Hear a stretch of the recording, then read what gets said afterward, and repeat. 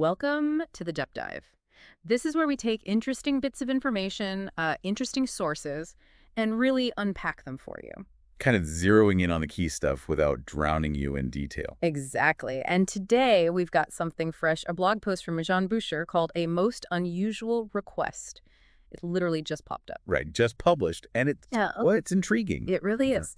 So our mission today is to get into this little Parisian story, see what makes it interesting, especially, for anyone listening who loves a good mystery, maybe some character-driven stuff. Yeah, it's fascinating how a small, seemingly random event can just hook you like that. It's not some huge investigation. No. Just a moment in time, but it definitely sparks questions. So what's the core event? Lay it out. Okay, so get this.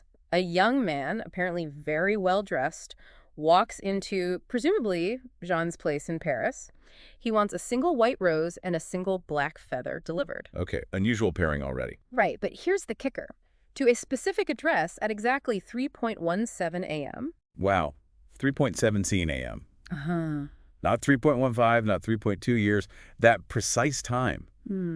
It feels significant somehow. It really does. And Jeanne herself, in the post, she mentions her reaction was, surprise, but also real intrigue. Well, you can imagine, Paris has probably seen its share of odd requests, but for this one to stand out to her. It tells you something, doesn't it? It signals there's probably more going on here. So what happened after the delivery? Did she hear anything more? Yes, that's the next part. The young man comes back the next morning. Oh, interesting. And Jeanne describes him as looking pale, very thankful, like profusely thanking her, but his voice was trembling. Ah, okay. So he wasn't just being eccentric. This clearly mattered deeply to him. He sounds stressed. Deeply. And then he gives this explanation, sort of. Sort of. What do you mean? Well, she calls it a bizarre story about a secret society, a forbidden love, and a ritual dependent on the timely delivery of the rose and the feather. Whoa, okay, so he did offer something, but that sounds incredibly dramatic and, frankly, vague. Exactly. Vague is the word. It's like just enough information to make you lean in, but not enough to actually understand anything concrete. Classic mystery hook. It absolutely is. Which leads right into Jean's own questions, doesn't it?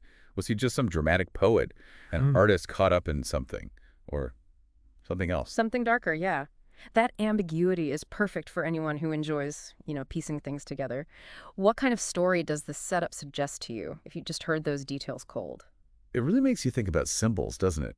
The white rose, the black feather, purity, and something ominous, maybe rebellion in that specific time. Yeah, it forces you to speculate. Like, if you were Jeanne getting this request over the counter, what detail would snag your attention first? For me, I think it might be the combination, the white rose and the black feather.